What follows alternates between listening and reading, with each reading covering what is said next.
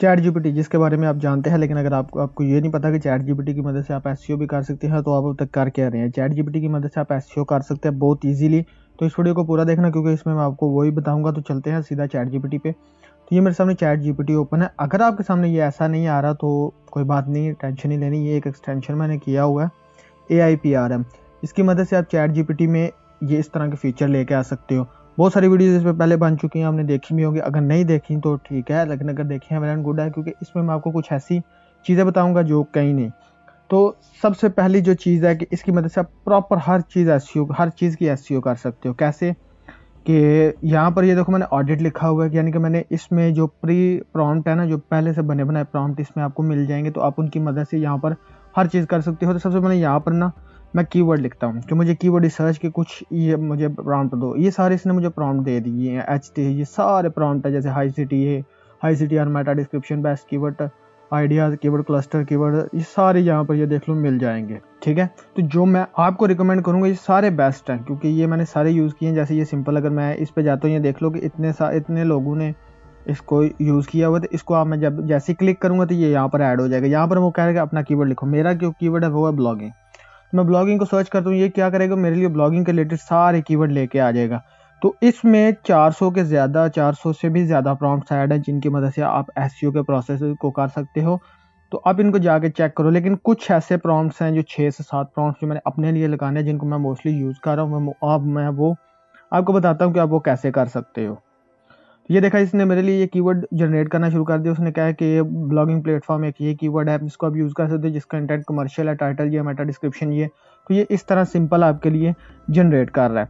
ठीक है, तो ये क्या कर रहा है, कीवर्ड, उनके इन्फॉर्मेशन वगैरह ये सारा कर रहा है। लेकिन जो प्रॉम्प्ट्स मैं आपको सजेस्ट करूँगा, ये वो प्रॉम्प्ट है जिसको मैंने कीवर्ड रिसर्च के लिए काफ़ी यूज़ किया और जो मुझे इन सब में से अच्छा लगा। लेकिन क्या है कि मैंने कुछ को यूज़ किया, मैंने हर किसी को नहीं यूज़ किया। तो इसमें क्या है कि जब मैंने इसको सिलेक्ट किया और यहाँ पर मैं इसको, वो कह रहा है कि यहाँ तो आप URL दे दो, या आप जो है कोई अपना टारगेटेड कीवर्ड दे दो। तो मैं यहाँ पर इसको कीवर्ड बोलता हूँ ब्लॉगिंग इन पाकिस्तान, कि मेरा ये कीवर्ड है। इसको आप मुझे बताओ कि ये करना क्या, ये कैसे रैंक करना है। तो अब ये देखना ये करता क्या है। तो ये जनरेट कर रहा था, लेकिन यहाँ पर नेटवर्क एरर आ गया। तो सिंपली मैं आपको बता देता हूँ कि ये करता क्या है। सबसे पहले इसने मेरे लिए मेन टॉपिक उसने यहाँ पर सिलेक्ट किया। उसके बाद उसने टारगेट ऑडियंस बताई है कि जो इस टॉपिक के लिए आपकी टारगेट ऑडियंस कौन सी होगी। उसके बाद उसने करंट कीवर्ड्स बताए हैं कि जो अभी कीवर्ड चल रहे हैं। उसने कहा है कि अगर आप ब्लॉगिंग इन पाकिस्तान को टारगेट करना है तो आप उनके साथ ये भी कीवर्ड्स टारगेट कर सकते हैं। How to start a blog in Pakistan, blogging tips in Pakistan, blogging resources in Pakistan, popular Pakistani blogger, Pakistani bring. तो ये सारे। उसके बाद इसने मुझे रिलेटेड कीवर्ड्स दिखाए कि आप ये सारे कीवर्ड्स को यूज़ कर सकते हो। तो इससे क्या होता है, इनको बोलते हैं टॉपिकल अथॉरिटी के रिलेटेड कीवर्ड्स के। आप जब एक आर्टिकल एक ही नीश पे लिखते हो तो वो कभी रैंक नहीं करता। तो क्यों कि आपकी टॉपिकल अथॉरिटी उसके रिलेटेड नहीं होती। गूगल को नहीं पता होता कि आपको इसके रिलेटेड इन्फॉर्मेशन ज़्यादा है या नहीं। लेकिन जब आप एक ही जो नीश के रिलेटेड मल्टीपल आर्टिकल्स अपलोड करते हैं तो क्या होता है, गूगल की नज़र में आपको टॉपिकल अथॉरिटी बन जाती है। तो इसने मुझे वो सारे बताए हैं। उसके बाद उनका सर्च इंटेंट बता रहा था कि ये इसका इंटेंट क्या है, ये सारे। तो इंटेंट क्या होता है कि इंटेंट सबसे ज़रूरी चीज़ है कि अगर मुझे इंटेंट नहीं पता तो मुझे समझ नहीं आएगी मैं आर्टिकल किस हिसाब से लिखूँ। जब जैसे ये best blogging courses in Pakistan, तो इसमें मैंने क्या देना, मैंने सिर्फ और सिर्फ कोर्सेज की लिस्ट देनी है। ये कमर्शियल इंटेंट का कीवर्ड है तो मुझे पता है इसमें सिर्फ मैंने बेस्ट देनी है। इसमें मैंने इन्फॉर्मेशनल के रिलेटेड कोई चीज़ ऐड नहीं करनी, जैसे how to start blogging, best tools, ये वो चीज़ें वो इसमें ऐड नहीं करनी, क्योंकि यहाँ पर सिंपल कोर्स था तो कोर्स ही देने हैं। उसी तरह वो कीवर्ड्स की अपॉर्चुनिटी भी दे रहा था कि उसने कहा कि जो पाकिस्तानी ब्लॉगिंग कम्युनिटी है इसका जो सर्च वॉल्यूम 590 है। तो यहाँ पर ये सर्च वॉल्यूम जो लेके आ रहा है इसका अभी तक कोई पता नहीं कि यह कहाँ से लेके आ रहा है। मल्टीपल टूल के साथ मैंने इसको चेक किया तो कहीं पे ये बराबर आ जाता है, कहीं पे ये नहीं आ रहा। ठीक है, तो ये सर्च वॉल्यूम पे आपने रिलाई नहीं करना, क्योंकि ये इसका मैंने मुख्तलिफ के साथ चेक किया। जैसे मैंने अभी ये चेक किया, देखो इसमें 0 आ रहा है, इस पर तो सर्च ही नहीं हो रहा। और ये जो कीवर्ड सर्फर है ये भी 0 दे रहा है। तो सर्च वॉल्यूम एक ऐसी चीज़ है जो जिस पे आप कभी भी रिलाई नहीं कर सकते, क्योंकि ये जितने प्रॉम्प्ट्स बने हैं तो ये आपको नहीं पता कि ये डाटा कहाँ से लेके थे। लेकिन आप इन कीवर्ड्स को, जैसे ये बेस्ट ब्लॉगिंग प्लेटफॉर्म्स है, इनको यूज़ कर सकते हैं इस तरह। ये हो गया एक चीज़। उसी हिसाब से जब मैं न्यू चैट पे जाता हूँ, यहाँ पर मैं लिखता हूँ, ठीक है, सेकंड में आपको बताता हूँ कि यहाँ पर और कौन कौन से हैं जिसको आप यूज़ कर सकते हो। सेकंड ये आ गया, ठीक है, find guest posting website for backlinks. अब ये क्या करेगा, ये आपकी नीश के रिलेटेड जो मतलब वेबसाइट्स होंगी उनमें जिस वेबसाइट पे आप जाके बैकलिंक्स ले सकते हो वो वेबसाइट की लिस्ट लेके आएगा। जैसे मैं इसको कहता हूँ कि ये मेरी ये नीश है एसईओ इन पाकिस्तान, तो आप इस कीवर्ड के लिए मुझे यहाँ से लेके आके दो जो वेबसाइट है जिन पे मेरा जाके बैकलिंक बन सकता है, तो ये मुझे ला के देगा। तो ये देखो इसे जनरेट करना शुरू कर दिया। इसने कहा है कि एक ये वेबसाइट है टेकमैग, ठीक है, यानी कि techmag.com.pk, ये पाकिस्तान की वेबसाइट है। इस पे आप क्या कर सकते हो कि उसने यहाँ पर एक ईमेल दी हुई है, जिस ईमेल से आप इनको कांटेक्ट करके focus on practical tips and case studies. और अब उसने मुझे ये भी कहा कि अगर इस वेबसाइट से आपने बैकलिंक लेना है तो आप उनको केस स्टडीज या प्रैक्टिकल टिप्स के रिलेटेड आप इन्फॉर्मेशन दो या पोस्ट दो। उसके बाद उसने दूसरी वेबसाइट ये बताई है मुझे easkme.com, उसने कहा है कि provide actionable advice are tutorials. उसके बाद share insights our industry news, ठीक है। उसके बाद नीचे आ जो online Ustad, admin at online Ustad submit detailed and informative article. तो ये सारा ये मुझे बताता जा रहा है कौन कौन सी वेबसाइट है, किस पे जाके मैंने देना बैकलिंक और कहाँ कहाँ से देना है। ये देखो प्रो पाकिस्तान का भी उसने मुझे ईमेल ला के दे, तो ये मेरे लिए आसान हो गया। मेरे पास इनकी ईमेल्स आ गई। मेरे पास दूसरा ऑप्शन ये था कि मैं सबसे पहले उनकी ईमेल्स कलेक्ट करूँ, फिर उन्हें ईमेल्स करूँ। सिंपल मेरे पास यहाँ पर ईमेल्स आ गए, तो मैं उनको सीधा ईमेल्स करूँगा कि मैंने आपकी वेबसाइट से बैकलिंक लेना, मैं आपको कंटेंट दूंगा। तो जिस हिसाब से इसने मुझे दिए हैं, टॉपिक्स दिए हैं, तो मैं उस हिसाब से उनको ईमेल्स कर दूंगा। तो ये मुझे इसने 10 वेबसाइट बता दी हैं, तो इन 10 में से अगर एक दो भी मुझे बैकलिंक दे देते हैं तो मेरे लिए काम हो जाएगा। नेक्स्ट जो मैं ये यूज़ करता हूँ वो ये वाला, ये भी कीवर्ड सर्च के रिलेटेड है। तो यहाँ पर आपने इसी को इसी तरह देना है कीवर्ड कोई भी, जैसे ये कीवर्ड है, ठीक है। तो ये क्या करेगा, आपको उस कीवर्ड के रिलेटेड जो सारे कीवर्ड्स हैं वो सारे जनरेट करके यहाँ से दे देगा।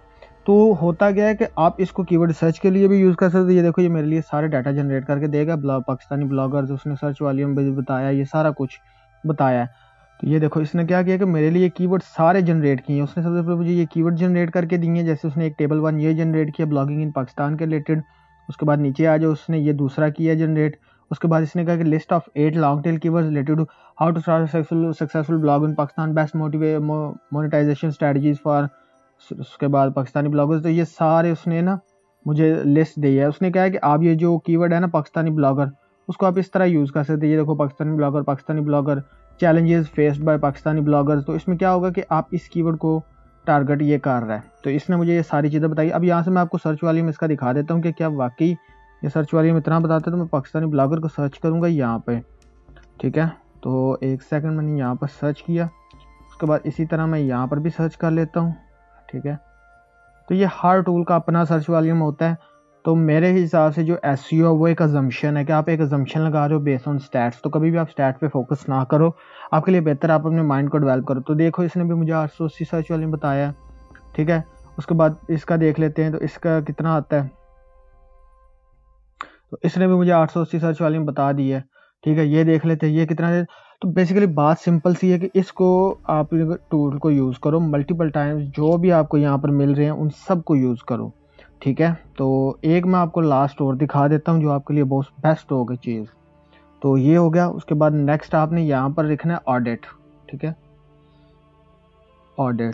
ऑडिट करने के बाद आपको यहाँ पर ये जो मिलेगा ना ऑडिट, पहला जो उसने कहा ये है एग्जिस्टिंग कंटेंट।